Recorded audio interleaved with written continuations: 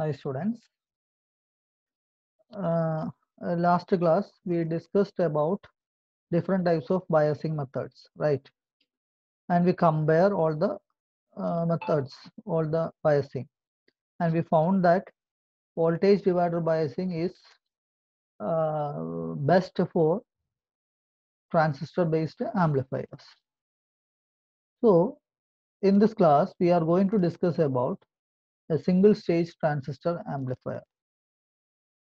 Here we will see how a transistor, a practical, how we construct a practical transistor amplifier, and what are the basic current passing through the transistor amplifier, etc., etc. Okay. So, what is single stage amplifier, transistor amplifier? Only one resistor, only one transistor with associated circuitry is used for amplifying weak signal. This circuit is known as single stage amplifier. So ഇവിടെ രണ്ട് തരത്തിലുള്ള amplifiers ഉണ്ട്. Single stage amplifier ഉം multi stage amplifier. If you are using only one transistor for the amplification of the signal, such amplifiers are called single stage transistor amplifier. If you are using more than one transistor to construct an amplifier, then that kind of amplifiers we called it as multi-stage amplifier. നമ്മുടെ സിലബസിൽ single stage transistor amplifier മാത്രമേ പഠിക്കാനുള്ളൂ. അതിൻ്റെ ഒരു practical സർക്യൂട്ടാണ്, practical അല്ല, ഒരു voltage divider ബേസിസിൽ work ചെയ്യുന്ന ഒരു സർക്യൂട്ടാണ് ഞാനിവിടെ കാണിച്ചത്. ഓക്കെ, ഇതിൽ ഏതൊക്കെയാണ് ഈ റെസിസ്റ്റൻസ് കമ്പോണൻസ് എങ്ങനെയൊക്കെയാണ് വർക്ക് യൂസ് ചെയ്യുന്നത് എന്നുള്ളത് നമ്മൾ പഠിക്കാൻ പോകുന്നത്. Okay, so how this transistor will work? നോക്കുക, figure shows a single stage transistor amplifier. Now when a weak signal, see, we are applying only 0.1 volt. അപ്പോൾ നമ്മൾ ഇത് എന്ത് കോൺഫിഗറേഷൻ ആണ്? കോമൺ എമിറ്റർ കോൺഫിഗറേഷൻ ആണ്, and we are having voltage divider biasing method. അപ്പോൾ when a weak DC signal is given to the base of the transistor, a small base current starts flowing. അപ്പോൾ നമ്മൾ ഇവിടെ ഒരു വളരെ week ആയിട്ടുള്ള ഒരു voltage കൊടുക്കുമ്പോൾ ഇതിലെ കൂടി എന്ത് സംഭവിക്കും? ഇതിനകത്ത് കൂടെ ഒരു വീക്ക് ആയിട്ടുള്ള കറണ്ട് ഫ്ലോ ചെയ്യാൻ തുടങ്ങും. That is what you called base current. Due to the transistor action, a much larger current flows through. Yes. എന്താണ്? AC current flows through the collector RC. അപ്പോൾ ഇവിടെ എന്ത് സംഭവിക്കും? ഇവിടെ നിന്ന് വരുന്ന കറണ്ട് IB എന്ന് പറയുന്ന കറണ്ട് ആണ്. ഇത് കോമൺ എമിറ്റർ കോൺഫിഗറേഷൻ ആയതുകൊണ്ട് ഇവിടെ കളക്ടർ കറണ്ട് IC-ലോട്ട് വരുമ്പോഴേക്കും that will be beta times എന്താണ്? IB ആയിരിക്കും. ബീറ്റ ടൈംസ് എന്താണ് വരിക? IB ആയിരിക്കും വരുന്നത്. ഓക്കെ, അപ്പോൾ അതെന്ത് സംഭവിക്കും? ആൻഡ് റെസിസ്റ്റൻസ് വാല്യൂസ് എന്താണ്? വളരെ കൂടുതലാണ്, 5 കിലോ ഓം വാല്യൂ ആണ് വരുന്നത്. അപ്പോൾ അത് output voltage will be the product of എന്താ പറയുന്നത്? Beta times the base current into the resistance എന്നുള്ളതാണ്. So thus a weak signal is applied in the base current circuit amplified in the form of collector circuit. It is in this way the transistor acts as an amplifier. ഇതാണ് amplifier ആക്ഷന്റെ വളരെ basic ആയിട്ടുള്ള function. Now the action of the transistor amplifier can be beautifully explained. ഇവിടെ പറയാം, suppose a change of 0.1 volt signal voltage produces a change of 2 milliampere in the collector current. നോക്കുക, ഇവിടെ 0.1 milli volt ആണ് apply ചെയ്യുന്നത്. അപ്പോൾ ഇവിടുത്തെ resistance കഴിഞ്ഞിട്ട് ഇവിടെ വളരെ ചെറിയ കറണ്ട് ആണ്. ആ ചെറിയ കറണ്ടിനെ ബീറ്റ ടൈംസ് മൾട്ടിപ്ലൈ ചെയ്യുമ്പോൾ അവർ അസ്യൂം ചെയ്യുന്ന എത്രയാണ്? 2 മില്ലി ആംപിയർ കറണ്ട് ഇതിൽ IC ആയിട്ട് ജനറേറ്റ് ചെയ്യുന്നത് അസ്യൂം ചെയ്യാം. ഒബിയസ്ലി അപ്പോൾ ഇവിടുത്തെ റെസിസ്റ്റർ എത്രയാണ്? 5 കിലോ വോൾട്ട് ഓം ആണ്. അപ്പോൾ 2 milli ampere into 5 kilo volt എന്ന് പറയുമ്പോൾ എത്ര വരും? 10 വോൾട്ട് വരും. So we R applying only 0.1 volt and output is 10 volt. അപ്പോൾ എത്ര ടൈംസ് മൾട്ടിപ്ലൈ ചെയ്തു? 100 ടൈംസ് മൾട്ടിപ്ലൈഡ് ആയിട്ടാണ് വരുന്നത്. So this is what you call the amplification. ഇതാണ് വളരെ സിമ്പിൾ ആയിട്ട് നമുക്ക് എന്താണ് സിംഗിൾ സ്റ്റേജ് ആംപ്ലിഫയർ എന്നുകൊണ്ട് നമുക്കിവിടെ പറയാൻ പറ്റുക. ഇനി നമ്മൾ ഇതിന്റെ ഒരു പ്രാക്ടിക്കൽ വേർഷൻ എങ്ങനെയാണ്, എന്തൊക്കെ വേണം, അതായത് തൊട്ടു മുമ്പ് പറഞ്ഞ സർക്യൂട്ടിൽ ഈ സാധനങ്ങൾ മാത്രം പോരാ, ഇനിയും നമുക്ക് ഇതിനകത്ത് വേറെ കമ്പോണൻസും കൂടി ആഡ് ചെയ്താൽ മാത്രമേ ഇതെന്ത് ചെയ്യാൻ പറ്റുള്ളൂ? ഒരു വർക്കിംഗ് ചെയ്യുന്ന ആംപ്ലിഫയർ എന്നുള്ള ഒരു കോൺസെപ്റ്റിലോട്ട് ഇത് പോവുള്ളൂ. അപ്പൊ നമ്മൾ അതെങ്ങനെയാണ് ഉണ്ടാക്കുന്നത് എന്നുള്ളതാണ് അടുത്തത് പറയുന്നത്. അപ്പോൾ ഇവിടെ സർക്യൂട്ട് തന്നിരിക്കും, നോക്കുക, തൊട്ടു മുമ്പ് എടുത്ത അതേ സർക്യൂട്ട് തന്നെ, അതുകൂടാതെ അഡീഷണൽ ആയിട്ട് ഇവിടെ നമ്മൾ കപ്പാസിറ്റേഴ്സ് കണക്ട് ചെയ്തിട്ടുണ്ട്. Cin, അതുപോലെ തന്നെ Cc, അതുപോലെ തന്നെ C. ഈ 3 കപ്പാസിറ്ററുകളാണ് ഇവിടെ അഡീഷണൽ ആയിട്ട് വന്നത്. ഇതിന്റെ റോൾ എന്താണ്? അതാണ് നമ്മൾ ഇനി വരാൻ പോകുന്ന സെഗ്മെന്റിൽ നമ്മൾ ഡിസ്കസ് ചെയ്യാൻ പോകുന്നത്. ഓക്കെ, അപ്പൊ ഇവിടെ നമുക്ക് ഓക്കെ, അപ്പോൾ ഇവിടെ ഏറ്റവും പ്രധാനപ്പെട്ടെന്ന് പറയുന്നത് ബയസിങ് സർക്യൂട്ട് തന്നെയാണ്. ബയസിങ് സർക്യൂട്ട് എന്ന് വെച്ചാൽ ഈ ട്രാൻസിസ്റ്റർ പ്രോപ്പർ ആയിട്ട് ഫംഗ്ഷൻ ചെയ്യണമെന്നുണ്ടെങ്കിൽ അവിടെ എന്ത് വേണം? നമുക്ക് ക്യൂ പോയിന്റ് വേണം. ഈ ക്യൂ പോയിന്റ് പ്രോപ്പർ ആയിട്ട് സെറ്റ് ചെയ്യാൻ നമ്മളെ സഹായിക്കുന്ന സർക്യൂട്ടിനെയാണ് നമ്മൾ എന്തെന്ന് പറയാ? ബയസിങ് സർക്യൂട്ട് എന്ന് പറയാം. അപ്പൊ ഇവിടെ ആരൊക്കെയാണ് ബയസിങ് സർക്യൂട്ട് നമ്മൾ സഹായിക്കുന്നത്? നേരത്തെ പറഞ്ഞത് തന്നെയാണ്, വോൾട്ടേജ് ഡിവൈഡർ ബയസിങ് അറേഞ്ച്മെന്റ് ആയതുകൊണ്ട് R1, അതുപോലെ തന്നെ R2, പിന്നെ ഏതാണ് RE. ഈ 3 റെസിസ്റ്ററുകളും കൂടിയാണ് എന്ത് തരുന്നത്? പൊട്ടൻഷ്യൽ ഡിവൈഡർ ബയസിങ് അറേഞ്ച്മെന്റ് തരുന്നത്. So the resistance R1, R2 and RE form this biasing and stabilizing circuit. The biasing circuit must establish a proper operating point, otherwise a part of the negative half cycle of the signal may be cut off the output. അപ്പോൾ ഈ പറയുന്ന biasing സർക്യൂട്ടിന് വലിയ role ഉണ്ട്. അത് കൃത്യമായിട്ട് എന്ത് determine ചെയ്തിരിക്കണം? ക്യൂ പോയിന്റ് ഡിറ്റർമിൻ ചെയ്തിരിക്കണം. അതാണ് ഒരു സർക്യൂട്ട് എന്ന് പറയുന്നത്. ഈ പ്രാക്ടിക്കൽ സർക്യൂട്ടിൽ ഒരു പോർഷൻ അതാണ്. ദെൻ അടുത്തത് എന്താണ്? Input capacitor. നമ്മൾ പറഞ്ഞല്ലോ ഇവിടെ കപ്പാസിറ്ററുകൾ അഡീഷണൽ ആയിട്ട് വന്നിട്ടുണ്ട്. ആ കപ്പാസിറ്ററുകളുടെ റോൾ എന്താണ് എന്നുള്ളത് കൃത്യമായിട്ട് നമുക്ക് അറിയണം. അപ്പൊ അതിന്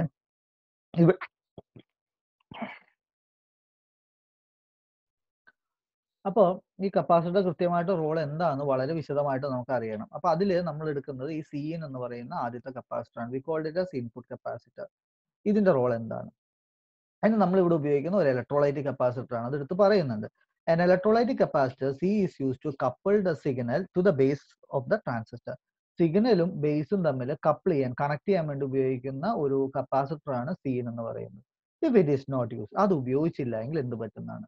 The signal source resistance will come across R2 and change in the bias. അപ്പൊ എന്ത് സംഭവിക്കും? ഇത് ഇവിടെ കണക്ട് ചെയ്തില്ല എങ്കിൽ എന്ത് സംഭവിക്കും? ഈ സിഗ്നലിന്റെ ലോഡ് റെസിസ്റ്റൻസും ഇതും പാരലൽ ആയിട്ട് വരും. കപ്പാസിറ്റർ കണക്ട് ചെയ്യുമ്പോൾ എന്താ സംഭവിക്കുക എന്ന് വെച്ചാൽ DC കണ്ടീഷൻ എടുക്കുന്ന സമയത്ത് ഇത് act as an open circuit.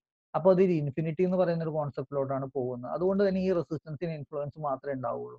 അപ്പോൾ ഇത് പക്ഷെ ഉപയോഗിച്ചില്ല എങ്കിൽ ഇവിടുത്തെ റെസിസ്റ്ററും, അതായത് ഈ നമ്മൾ സിഗ്നൽ ജനറേറ്റർ ആയിട്ട് ഉപയോഗിക്കുന്നതിന്റെ ഔട്ട്പുട്ട് റെസിസ്റ്റൻസും അതുപോലെ തന്നെ R2 തമ്മിൽ ഒരു പാരലൽ കണക്ഷൻ പോലെ ഇത് ആക്ട് ചെയ്യും. അങ്ങനെ പാരലൽ കണക്ഷൻ പോലെ ആക്ട് ചെയ്യുമ്പോൾ ഇവിടുത്തെ എഫക്റ്റീവ് റെസിസ്റ്റൻസ് മാറും. That will change the Q point. അപ്പൊ അതാണ് അവിടെ സംഭവിക്കുക. So the capacitor Cin allows only the AC signal to flow but isolate the signal source from R2. കണ്ടോ? അതുകൊണ്ട് ഇത് എന്ത് മാത്രമേ കടത്തിവിടുള്ളൂ? AC-നെ മാത്രമേ കടത്തിവിടുള്ളൂ. DC അതുപോലെ തന്നെ ലോഡ് എന്ന് പറയുന്ന എഫക്റ്റ് ഇൻപുട്ട് ബേസിൽ ഇല്ലാതെയാക്കുന്ന ഒരു റോളാണ് ആര് ചെയ്തുകൊണ്ടിരിക്കുന്നത്? ഈ ഇൻപുട്ട് കപ്പാസിറ്റൻസ് ചെയ്തുകൊണ്ടിരിക്കുന്നത്. Okay, yes. അടുത്ത എന്താണ്? Emitter bias capacitor. അതായത് ഇവിടെ ഉപയോഗിച്ചിരിക്കുന്ന ഈ കപ്പാസിറ്റർ എമിറ്റർ ബയസ് കപ്പാസിറ്റർ എന്ന് പറയുന്നത്. An emitter bias capacitor is used, order പറയുന്നുണ്ട് എത്രയാന്നുള്ളത്, is used in parallel with the RE to provide low reactance path to the amplified AC signal. അപ്പോൾ ഇവിടെ നമ്മൾ ഈ പറയുന്ന RE എന്തിനാ ഉപയോഗിക്കുന്നത്? DC ബയസിങ് കണ്ടീഷൻ കിട്ടാൻ വേണ്ടിയാണ് ഉപയോഗിക്കുന്നത്. R1, R2 അതുപോലെ തന്നെ RE, ഈ മൂന്നെണ്ണം എന്തിനാ ഉപയോഗിക്കുന്നത്? DC ബയസിങ് കണ്ടീഷൻ കിട്ടുന്നതിന് വേണ്ടിയാണ്. അപ്പൊ DC-ക്ക് മാത്രമാണ് ഇതിന്റെ റോള് പ്രധാനമായിട്ടും വരുന്നത്. മനസ്സിലായില്ലേ? AC-ക്ക് ഇവിടെ റോള് വരാൻ പാടില്ല. അതായത് if you are not connected this capacitor here, AC will pass through this. ഇതിലെ പാസ് ചെയ്യും. അപ്പൊ എന്ത് സംഭവിക്കും? ഇവിടത്തെ പൊട്ടൻഷ്യലിന് വേരിയേഷൻ ഉണ്ടാവും. കാരണം ഇവിടെ നമ്മൾ എക്സ്പെക്ട് ചെയ്യുന്ന എന്ത് മാത്രമാണ്? DC കറണ്ട് മാത്രമാണ് എക്സ്പെക്ട് ചെയ്യുന്നത്.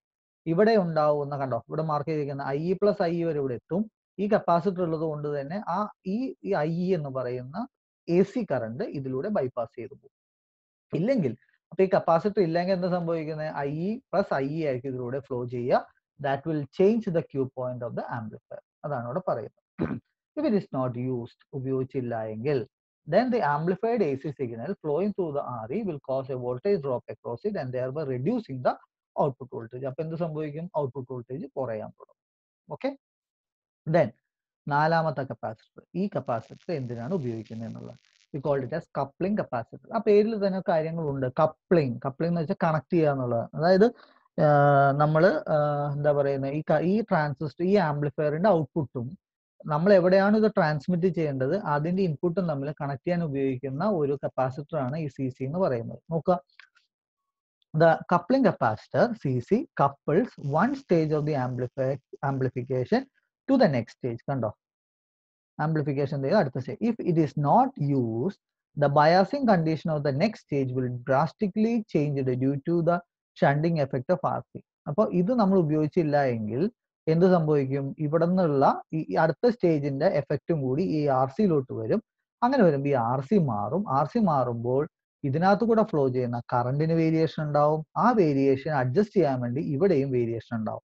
അങ്ങനെ വേരിയേഷൻ വരുന്നതോടെ ഇതിന്റെ ക്യൂ പോയിന്റ് ചേഞ്ച് ചെയ്യാനുള്ള സാധ്യത കൂടുതലാണ്. Okay, so this is because RC will come in parallel with the upper resistance R1 of the biasing network of the next stage. അതുകൊണ്ടാണല്ലോ, thereby altering the biasing condition of the later. In short, coupling capacitor C isolate the DC of one stage from the next stage but allows the passage of the AC signal. അപ്പൊ ഇവൻ എന്ത് ചെയ്യുന്നുണ്ട്? ഇതിന്റെ ഒരു D C effect അപ്പുറത്തെ സ്റ്റേജിന് ഇല്ലാതിരിക്കാനുള്ള എല്ലാ പരിപാടികളും ആര് ചെയ്യും? കപ്ലിംഗ് കപ്പാസിറ്റർ ചെയ്യും. ഇതാണ് 4 പ്രാക്ടിക്കൽ സർക്യൂട്ട് ആയിട്ട് വരുന്നത്. ഏതൊക്കെയാണ്? R1, R2, RE and CE provide the biasing circuit. Input capacitor, പിന്നെ എന്താണ് എമിറ്റർ ബൈപാസ് കപ്പാസിറ്റർ, അതുപോലെ തന്നെ എന്താണ് കപ്ലിംഗ് കപ്പാസിറ്റർ. ഇങ്ങനെ 4 സർക്യൂട്ടാണ്, 4 പാർട്ടുകളായിട്ട് പാർട്ടിന് വളരെ ഇമ്പോർട്ടൻ്റ് ആയിട്ടുള്ള റോള് ഇവിടെ കൈകാര്യം ചെയ്യാനുണ്ട്. എന്ത് കിട്ടുന്നതിന് വേണ്ടി? ഒരു പ്രാക്ടിക്കൽ ലെവലിലുള്ള ട്രാൻസിസ്റ്റർ ആംപ്ലിഫയർ കിട്ടാൻ വേണ്ടി. ഓക്കെ, ഇനി ഇതിനകത്ത് വരുന്ന മെയിൻ കറണ്ടുകൾ ഏതൊക്കെയാണെന്നുള്ളതാണ് പറയുന്നത്. ഒന്ന് ബേസ് കറണ്ട് ആണ്. ബേസ് കറണ്ട് എന്ന് വെച്ചാൽ എന്താണ്? നമുക്കറിയാം ബേസിലൂടെ ഫ്ലോ ചെയ്യുന്ന current. So when no signal is applied to the base current ഉണ്ടാവും IB. അപ്പൊ സിഗ്നൽ അപ്ലൈ ചെയ്യുമ്പോൾ ഒന്നുണ്ടാവും, ഒരു ചെറിയ ഉണ്ടാവും. അപ്പൊ ടോട്ടൽ ബേസ് കറണ്ട് എന്ന് പറഞ്ഞാൽ എന്തായിരിക്കും? Sum of these two. ഇത്രയുമാണ് ട്രാൻസിസ്റ്ററിന്റെ അകത്തോട്ട് പോകുന്ന കറണ്ട്. ദെൻ കളക്ടർ കറണ്ട് എന്ന് പറഞ്ഞാൽ എന്തൊക്കെയായിരിക്കും? AC. ഇപ്പോ ഇതെടുക്കുമ്പോൾ ഇതിന്റെ ഒരു കളക്ടർ കറണ്ട് ഉണ്ടാവും, ദാറ്റ് ഈസ് IC. ഇതെടുക്കുമ്പോൾ അതിനൊരു കളക്ടർ കറണ്ട് ഉണ്ടാവും, IC. മനസ്സിലായില്ലേ? ഇത് ബീറ്റ ടൈംസ് ആയിരിക്കും, ഇതും എന്ത് തന്നെയായിരിക്കും? ബീറ്റ ടൈംസ് ആയിരിക്കും. അപ്പൊ നമുക്ക് എന്ത് പറയാൻ പറ്റും? Beta times IB plus IC എന്നുള്ള ഐഡിയയിലോട്ട് നമുക്ക് കൊണ്ടുവരാൻ പറ്റും. So when no signal is applied, a DC collector current IC flows due to the biasing circuit. Okay, clear ആണ്, വലിയ ബുദ്ധിമുട്ടൊന്നുമില്ല. When an AC signal is applied, AC collector current IC also flows. Therefore, the total collector current is the sum of DC collector current and AC collector current. Okay. Then last current. നമ്മൾ 3 കറണ്ടുകളാണ് തന്നെയാണല്ലോ പഠിക്കുന്നത്. അതിൽ എന്താണ് അടുത്തത്? Emitter current എന്താണെന്നുള്ളത്. ഇതേപോലെ തന്നെ ആസ്പെക്റ്റിൽ എടുത്തു കഴിഞ്ഞാൽ DC മാത്രം അപ്ലൈ ചെയ്യുമ്പോൾ IEയും AC സിഗ്നൽ അപ്ലൈ ചെയ്യുമ്പോൾ സ്മോൾ ലെറ്റർ IE എന്നും പറഞ്ഞാൽ ടോട്ടൽ കറണ്ട് എന്ന് പറഞ്ഞാൽ എന്തായിരിക്കും? IE is equal to IE plus IE ആയിരിക്കും. മനസ്സിലായല്ലോ? അപ്പോൾ അത് തന്നെയാണ് ഇവിടെ എഴുതിയിരിക്കുന്നത്. ഇനി ഇത് സ്പ്ലിറ്റ് ചെയ്ത് എഴുതി കഴിഞ്ഞാൽ IE is equal to IB plus IC എന്നും IE is equal to IB plus IC എന്നും എഴുതാൻ പറ്റും. യൂഷ്വലി ഈ പറയുന്ന ബേസ് കറണ്ട് രണ്ട് കേസിലും വളരെ കുറവായതുകൊണ്ട് we can approximate IE is to IC and small letter IE is to IC എന്ന് നമുക്ക് വേണമെങ്കിൽ അപ്രോക്സിമേറ്റ് ചെയ്താൽ. ഇത്തരം 3 കറണ്ടുകളാണ് നമ്മുടെ ആ ബയസിങ് കറക്റ്റ് ആയിട്ട് ചെയ്തു കഴിഞ്ഞാൽ ഈ സർക്യൂട്ടിലൂടെ ഫ്ലോ ചെയ്യുന്നത്. ഓക്കെ,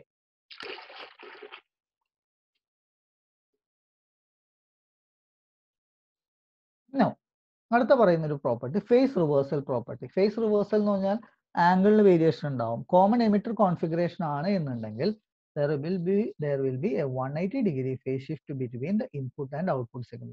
ഇതിനെ പറയുന്ന പേരാണ് എന്തെന്ന് പറയാ? Phase reversal. So in common emitter configuration, when the input signal voltage increases in the positive sense, the output voltage increases in the negative direction, vice versa. In other words, there is a phase difference of എത്രയാണ്? 180 between the input and the output of the common emitter connection. Common എമിറ്ററിൽ മാത്രമുള്ള പ്രത്യേകതയാണ്. Common ബേസിലോ common കളക്ടറിലോ ഇങ്ങനെ ഒരു പ്രത്യേകത ഉണ്ടാവില്ല. This is called phase reversal. ഇതിനെ പറയാവുന്ന പേരാണ് എന്തെന്ന് പറയാ? Phase reversal. ഓക്കെ, ഇനി എന്താണ് ഈ ഇൻപുട്ട് ഔട്ട്പുട്ട് ഫേസ് റിലേഷൻഷിപ്പ് എന്തൊക്കെയാണെന്നുള്ളതാണ് നമ്മൾ നോക്കുക. ഫോർ എവരി ആംപ്ലിഫയർ ടൈപ്പ് ഏതെടുത്താലും the input and output currents are in phase. എന്താണ് ഫേസിൽ? കറണ്ട് എന്തിലാണ്? ഫേസിലായിരിക്കും. Okay, so when the input current decreases the output current also decreases and vice versa.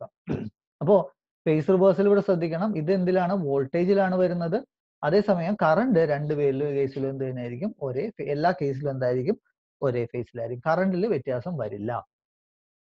Then remember that common emitter circuit is the only configuration that has input and output voltage 180 degree out of phase. കണ്ടോ, വോൾട്ടേജിൽ എന്തുണ്ടായിരിക്കും, 180 degree phase shift ഉണ്ടായിരിക്കും. അതും ഏത് കോൺഫിഗറേഷനിൽ മാത്രം, common emitter കോൺഫിഗറേഷനിൽ മാത്രം. Okay, അടുത്തത്, for both common base and common collector circuits, the input and output voltages are in phase. If the input voltage decreases, the output voltage also decreases and vice versa. Clear ആണല്ലോ? അപ്പോൾ ഇവിടെ ശ്രദ്ധിക്കേണ്ട പ്രധാനപ്പെട്ട കാര്യം, there is a 180 degree phase shift between the input and output in a common emitter amplifier എന്ന് പറയുമ്പോൾ അത് ആരെ മാത്രം ഉദ്ദേശിച്ചാണ് പറയുന്നത്, വോൾട്ടേജിന് മാത്രം. കറണ്ടിന് ആ റോൾ ഇല്ല. കറണ്ടിന് there is no phase shift between the input and output in any of the configuration. Clear ആയെന്ന് വിചാരിക്കുന്നു.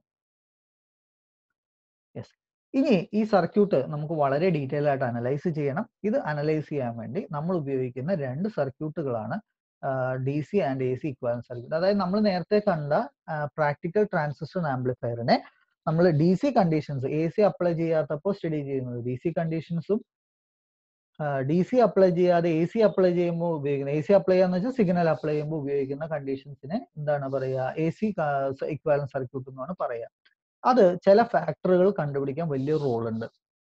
അപ്പൊ നമ്മൾ അത് എന്താണെന്നുള്ളതാണ് ഇനി വിശദമായിട്ട് നമ്മൾ പഠിക്കുക. ഓക്കെ, ശ്രദ്ധിക്കുക.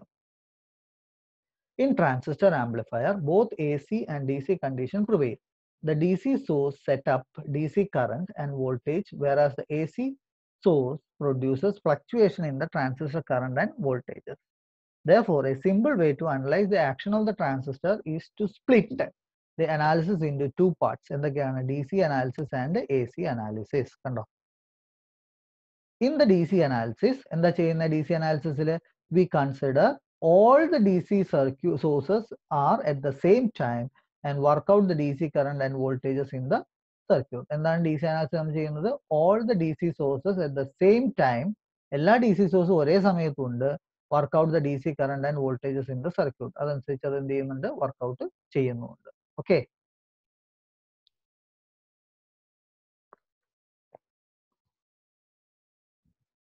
ഇനി on the other hand, for AC analysis, we consider all the AC circuit sources at the same time and work out the AC current and voltages. So, by adding the DC and AC currents and voltage, we get the total current and voltage in the circuit. അങ്ങനെയാണ് നമ്മൾ total current ഉണ്ടാകുന്നത്. അപ്പോൾ അടുത്ത സ്ലൈഡിൽ അതിന്റെ വളരെ വിശദമായിട്ടുള്ള ഒരു അറേഞ്ച്മെന്റ് കൊടുക്കുന്നുണ്ട്. അതാണ്, for example, consider the amplifier circuit as shown in figure. The circuit can be easily analyzed by splitting into എന്തൊക്കെയാണ്, DC equivalent circuit and AC equivalent circuit. അപ്പൊ അനാലിസിസ് ആണ് അടുത്തത് നമ്മൾ നോക്കുന്നത്. ശ്രദ്ധിക്കാം.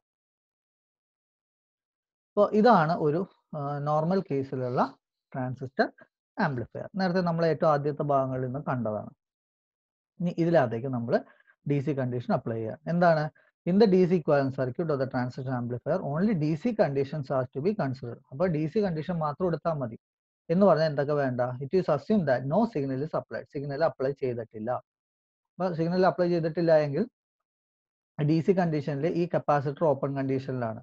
അപ്പൊ ഇതിന് ഇപ്പുറമുള്ള ഭാഗങ്ങളും വേണ്ട എന്ന് പറയുമ്പോൾ ഈ ഭാഗങ്ങൾ ഇവിടെ ആവശ്യമില്ല. അതുപോലെ തന്നെ ഇത് ഓപ്പൺ കണ്ടീഷനിലാണ്, അതുകൊണ്ട് തന്നെ ഈ ഭാഗങ്ങൾ ഇവിടെ ആവശ്യമില്ല. പിന്നെ ഇത് ഓപ്പൺ കണ്ടീഷനിലാണ്, അതുകൊണ്ട് ഈ ഭാഗങ്ങൾ ആവശ്യമില്ല. കണ്ടോ, ഇത്തരങ്ങൾ ആവശ്യമില്ലാത്ത ഭാഗം മാത്രം എടുത്തു കഴിഞ്ഞു കഴിഞ്ഞാൽ ആ സർക്യൂട്ട് എന്തായിട്ട് മാറും, DC കണ്ടീഷൻസ് മാത്രം ഒബേ ചെയ്യുന്ന സർക്യൂട്ടായിട്ട് മാറും. നമുക്ക് only DC condition, that it is pre-assumed that no signal is applied. As the direct current cannot flow through the capacitor, therefore all the capacitors look like open circuit in the DC equivalent circuit. ഇതെല്ലാം മൂന്ന് കപ്പാസിറ്ററിന്റെ പാർട്ടുകളും എന്താണ്, open circuit ആണ്. അത് നമുക്ക് remove ചെയ്യാം. So it follows that therefore that in the order to draw the equivalent DC circuit, the following two steps are to be applied. എന്തൊക്കെയാണ്, reduce all AC source to zero. ഈ AC source നമ്മൾ എന്താക്കി മാറ്റണം, zero ആക്കി മാറ്റണം. Open all the capacitor, എല്ലാ കപ്പാസിറ്ററുകളും നമ്മൾ എന്ത് ചെയ്യുക, ഓപ്പൺ ചെയ്ത് കളയാം. അങ്ങനെ കിട്ടുമ്പോൾ നമുക്ക് കിട്ടുന്ന ഒരു റിസൾട്ട് സർക്യൂട്ടാണ് ഈ കാണിച്ചിട്ടുള്ളത്. This is the DC equivalent circuit. അപ്പൊ ഇതിൽ നിന്നും നമുക്ക് ഇതിനകത്ത് കൂടെ ഫ്ലോ ചെയ്യുന്ന IB എത്രയാണ്, DC കറണ്ട്, ബേസ് കറണ്ട് എത്രയാണ്, DC കളക്ടർ കറണ്ട് എത്രയാണ്, DC എമിറ്റർ കറണ്ട് എത്രയാണെന്നുള്ള കാര്യങ്ങളൊക്കെ നമുക്ക് വളരെ വിശദമായിട്ട് ഇതിൽ നിന്ന് മനസ്സിലാക്കാൻ പറ്റും. ഓക്കെ, ഇതിനോടനുബന്ധിച്ച് നമ്മൾ ഇനി AC സർക്യൂട്ട് എന്താണെന്നും കൂടി പറയാം. സോ AC ഇക്വാലന്റ് സർക്യൂട്ട് എന്താ, AC ഇക്വാലന്റ് സർക്യൂട്ട്? അപ്പോൾ DC പാർട്ടൊക്കെ നമ്മൾ എന്ത് ചെയ്യണം, ഇതിൽ നിന്ന് ഒഴിവാക്കണം. So it is in the AC equivalent circuit of a transistor amplifier, only AC conditions are to be considered. Obviously, the DC voltage not important for such circuit and may be considered zero. അപ്പോൾ അവിടെ DC സർക്യൂട്ടുകളെല്ലാം നമ്മൾ എന്തായിട്ട് എടുക്കണം, zero. ഇനി AC-നെ capacitor pass ചെയ്യിക്കും, അപ്പൊ അതെന്താണ്, short circuit, bypassing പോലെ നമ്മൾ എടുക്കണം. The capacitor are generally used to couple or bypass the AC signal. So the designer intentionally select the capacitor that are large enough to appear the short circuit to the AC circuit. It follows therefore that in order to draw the AC equivalent circuit, the following two steps. എന്തൊക്കെയാണ് രണ്ട് സ്റ്റെപ്പുകൾ? ഒന്ന്, എല്ലാ DC കണ്ടി വോൾട്ടേജും zero ആക്കി മാറ്റണം. രണ്ട്, എല്ലാ കപ്പാസിറ്ററും ഷോർട്ട് ചെയ്യണം. Reduce all the DC source to zero and short all the capacitor. അങ്ങനെ ചെയ്യുമ്പോൾ ആ നമ്മൾ മുകളിൽ പറഞ്ഞ കുറച്ച് മുമ്പ് കണ്ട സർക്യൂട്ട് ഈ ഒരു പരിപാടിയിലോട്ട് മാറും. അപ്പൊ ഈ സർക്യൂട്ട് നമുക്ക് സോൾവ് ചെയ്ത് കഴിഞ്ഞാൽ ഇതിൽ നിന്ന് നമുക്ക് കിട്ടുന്നത് ബേസ് കറണ്ട് എത്രയാണെന്ന് വെച്ചാൽ അത് കിട്ടും. എപ്പോ AC സിഗ്നലിലുള്ള ബേസ് കറണ്ട് എത്രയാണെന്ന് കിട്ടും, AC സിഗ്നലിലുള്ള എമിറ്റർ കറണ്ട് എത്രയാണെന്ന് കിട്ടും, AC കറണ്ടിലുള്ള കളക്ടർ കറണ്ട് എത്രയാണെന്നുള്ളത് വളരെ വിശദമായിട്ട് നമുക്ക് ഇതിൽ നിന്ന് എടുക്കാൻ പറ്റും. അപ്പോ ഇത് മൂന്നും അനലൈസ് ചെയ്ത്, ഈ രണ്ട് മെത്തേഡിൽ അനലൈസ് ചെയ്ത് കഴിഞ്ഞാൽ സെപ്പറേറ്റ് ആയിട്ട് base current in terms of DC-AC, base current in term emitter current in terms of DC-AC, collector current in terms of DC-AC നമുക്ക് കണ്ടുപിടിക്കാൻ പറ്റും. അങ്ങനെ ട്രാൻസിസ്റ്റർ ആംപ്ലിഫയർ നമുക്ക് വളരെ വിശദമായിട്ട് പഠിക്കാനും പറ്റും. ഇന്നത്തെ ക്ലാസ്സിൽ ഇത്രയുമാണ് പറയുന്നത്. ബാക്കി നമുക്ക് അടുത്ത ക്ലാസ്സിൽ വളരെ വിശദമായിട്ട് പറയാം. Okay, thank you.